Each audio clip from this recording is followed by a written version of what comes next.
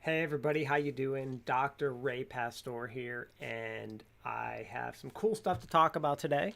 Um, so let's get going here. So let me just make sure everything is pulled up correctly so that I can make sure I can see if y'all ask any questions or anything like that. I hope everybody's doing good today. I haven't done a live session like this for like 2 weeks because I've been doing a bunch of other stuff, so I'll talk about that a little bit. First thing I want to talk about, which completely is not fun, is this. And this is a big sad face. This is my 17-inch Alienware laptop, and the monitor is actually broken on it. I'm not quite sure what happened or why. But the monitor is busted. So basically what happened is over the last week, as it started to boot up, it would, on the monitor, there would be like these white lines all over the screen. And then it would eventually go to normal after about 5 minutes. Well, what happened is that eventually the screen just turned black. Now, the thing is, I have two other monitors set up. So I was able to use the computer itself is working fine. So I've been able to use the computer, but I finally have to take it into campus today to get fixed. Now, the machine is under warranty, so it's going to be fixed. So hopefully it's going to be fixed like really, really fast, but who knows? It might be like a solid week or more before I get my computer back. The other thing is that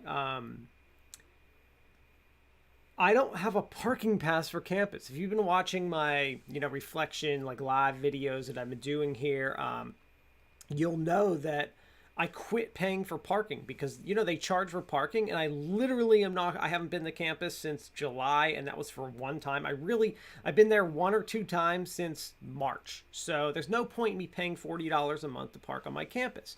So I've just not been doing it. And, let's see, let me just verify. All sound is working here. Oh yeah, we're working. Oh no, I'm here listening to myself on repeat. So I just haven't paid for parking. So now I can't even go to campus like I would have loved to have just went this morning. Would have been 10 times easier. Now I have to go after 5 p.m. when I'm allowed to actually park on campus for free. So I'm going to go in this evening, drop my computer off for the tech guy who's going to grab it tomorrow morning. Get it fixed. Oh, it just stinks, man. This is my baby right here. My machine that does everything. It's got all my settings and all the stuff. So right now I'm on a 13-inch Alienware laptop, and I have a 15-inch right here. But this 15-inch is causing me some problems, so I'm actually resetting the PC right now. I don't know if it's something that my school installed on it or something like that, but it's causing me some issues. So I'm using a 13-inch, which is actually a fine PC. It's got a i7 core. It's got 16 gigabytes RAM. It's a nice Alienware machine. It's not bad. So it's fine. It's just not as powerful as my other one. But it's working, and I do have a laptop, and I do have two big monitors, even though this is only 13 inches. But like the fan is blowing right now, and it normally never blows like when I'm doing just like, this kind of stuff. So, see, maybe I need to shut some more stuff off of it. Nah, it just does not like close some more tabs. We'll see if that takes the fan down a notch. Right now on this computer, I'm using OBS and Zoom, and it's saying my temp is 67 degrees, which is pretty hot for this kind of task. It shouldn't be above, like my other ones wouldn't be above like 50. So computer broken, first thing that's happening. All right, some cool thing that's happening now. Let's talk about a cool thing.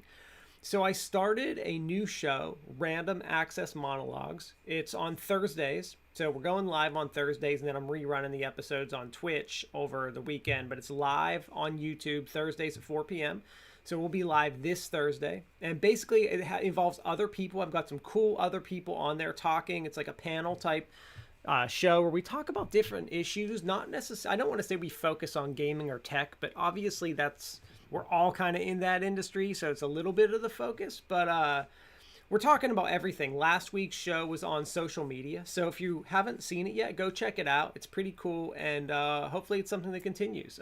Obviously, we're not going to be doing one over Thanksgiving that Thursday, but, we're going to continuously do this, and it should be fun, and, we'll rotate through some people coming on and stuff like that. And yeah, it's exciting and cool. So you do want to check that out. Another thing I have been, and I think I mentioned this during my last video, but I definitely mentioned it during Random Access Monologues, is that I've been testing the Garmin esports watch out. And you can tell I've got my Apple Watch on, my Garmin watch, because I'm testing. So that's why I have multiple watches on. I normally don't wear that and wouldn't wear it out in public like that, but I'm testing. So I got this Garmin esports watch. I'm pretty excited about it. I'm going to do a full video review probably this week. Actually, I'm ready to do it. And basically what it allows me to do is I can actually pull up my stats onto OBS, which is really cool. And like my stats, meaning the biggest one is something called body battery. And I've done some videos on Garmin body battery. Basically, Garmin has created this thing that's like a gas tank of your body. Like, how much can you put in? How much can you take out before you're drained? And if you look online at reviews of it, and I've tested this extensively over the last several years, it's actually really accurate. If you do not sleep well, you will not be recharged. If you don't relax, you will not recharge. If you work out or do stuff or are stressed, it will go down and you will use up your energy. Really cool feature that I'm going to have to do. I'm going to do a big review on the whole watch, but really excited about this. So what this watch specifically does, this is just a Garmin Instinct. They did send me this to review for free, which is awesome, but they actually sent me this for free because I'm a professor of esports. They didn't send me this to review. I'm just going to review because I want to. But I'm really excited about it. So what's cool is that it displays your body battery on your Twitch stream. Why is that cool? That's cool because everyone watching you play, like let's say you have a bad day playing and your body battery was low, you can probably attribute it to not training well enough and being ready to play. Super cool feature. The thing that I like about it is imagine applying that to so many different other settings. There's just so many cool things, places that I can apply that to. And the watch itself is actually great. It reminds me of the old like Casio style, like the G-Shock watches, which I used to love. I have a surfing one that I loved, and it's pretty durable. Great screen. It doesn't have all the features that like my Garmin Forerunner does, but my Garmin Forerunner was $600. This is like $300, so it shouldn't have everything.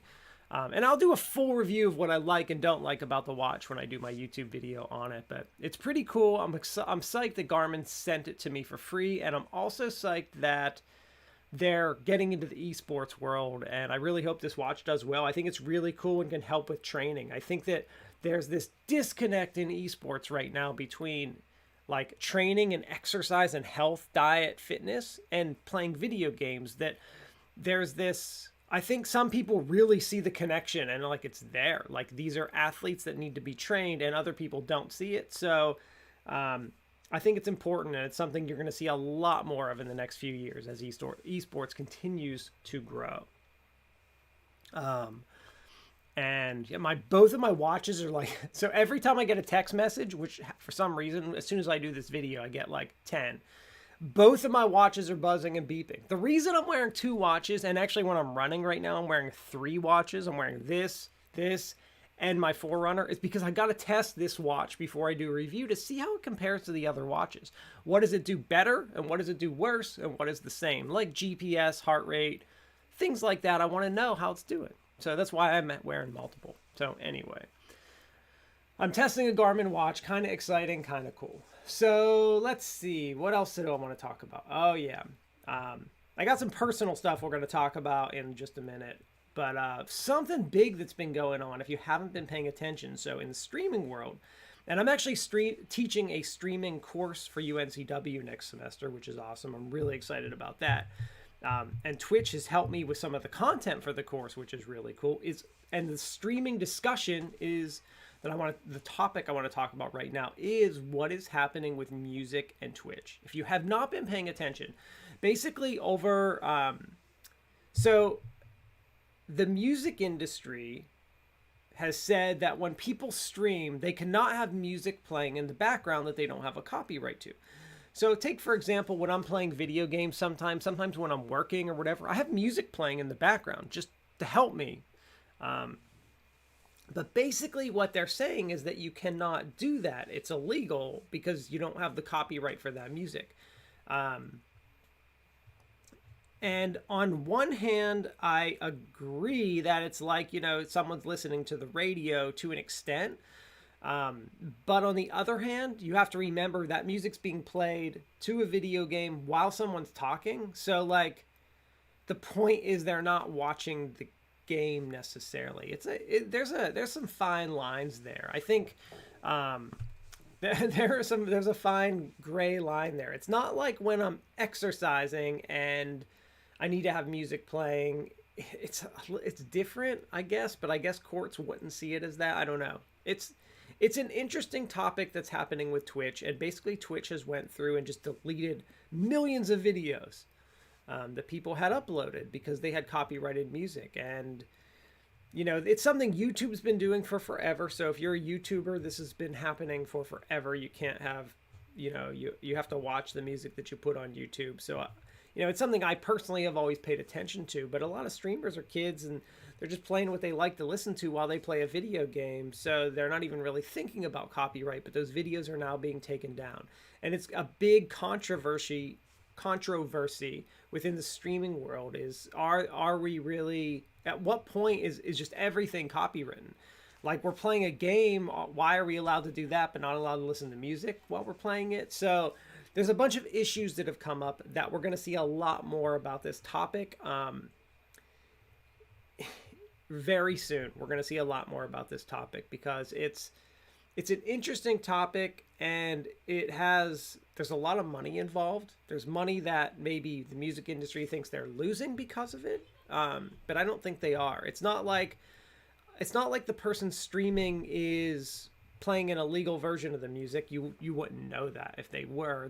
They most likely purchased it or playing their Spotify playlist, or iTunes playlist or whatever. So they actually own a copy of the music, and the people listening to the music via the Twitch stream, I mean, they can listen to that same song on Spotify for free. So I don't really know where or they could even search in YouTube, like they can search anywhere and listen to it. So I don't really know where it's such a problem. I think that there's just some stuff that has to be worked out legally with Twitch and some of these other, maybe like Twitch and Spotify need to combine together for streaming, and then the people can play everything kind of thing.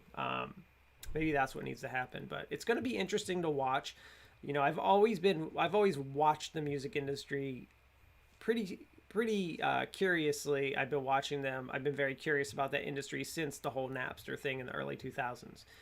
I've been paying attention to all the lawsuits, things that have been happening when you had Napster, then LimeWire and all the big music piracy places, and now we have Spotify and everything else. So it's just an interesting topic and something to think about over as we see it over the next few. You can't play up here, buddy. No, shh. No, go. You gotta go. No, but my son's up here talking. He wants to play a video game, but I'm telling him that he can't. All right. So anyway, let's see what's next. So that kind of threw me off a little bit there. Okay. So next thing I wanted to talk about is it's kind of cool that we have 2 potential vaccines for coronavirus coming over soon. It's been good if you've been paying attention in the news. Each of them are at least 90% positive, and that's exciting news. It's good, and the bad thing is that they won't be distributed for a few months, but the good thing is it's coming, so that's kind of exciting. While cases have been increasing, we've been taking a little bit more risk by sending our kids to school and doing some stuff like that. Our kids go to school 2 days a week now, which is something I'm concerned about, obviously. And, I feel like they need it, but I also don't want to get it and bring it home. So, it's a little scary. And I think a lot of people are thinking about whether or not they should be taking that risk right now. What's worth it? What's not? Like, are you going to be traveling for Thanksgiving or not? Are you going to be traveling for Christmas and going and staying and visiting with family? So what I'm doing is I am We are staying home for Thanksgiving, so we're not going to be going anywhere, but we are traveling for Christmas.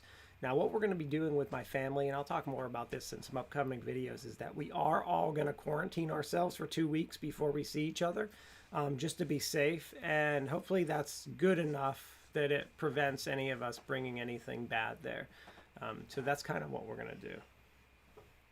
Some other things I wanted to just bring up quick is that, let's see. So I went camping this weekend with the Cub Scouts. We took the kids, and that was fun. Always a good time. And it wasn't too cold. It was like, let's see, it went down to like 50 some, lower 50s overnight. So not too bad. So we were all good. Me and my wife never sleep when we do something like that. So that's always the not fun part. But we did get to do that, which was exciting. I did finish my surfboard, so I know some of you have asked me if I'm done with it because I was talking about making it, when I just haven't been on in 2 weeks. So I finished my surfboard last weekend, and I was able to take it out last Friday. Super fun, really cool, board works.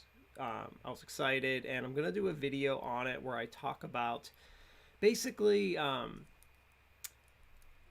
how I made it and everything, all the lessons learned, because there were a lot of lessons learned, which you're probably not interested in. Only someone who wants to make a surfboard probably really interested in that. But I did learn a lot of stuff that I wanted to share, and basically some of the stuff I wanted to share were things that I didn't see in other videos. One of the things I noticed when I was making the board was that all the videos were mostly made by people who were really good at making surfboards. So they kind of made a couple assumptions that someone like me might know something. And I didn't know it, and I kind of had to learn that lesson. So I want to go through and talk about the things that I did learn that maybe weren't referenced well enough and emphasized enough in some of the tutorials that I watched out there, just so other people don't have to make some of the same mistakes that I did. And finally, I've been doing tons of extra instructional design work lately. So for those of you that are looking for anyone to do any kind of training, instructional design, let me know, because I have like consultants now who are working, and I want to keep them working.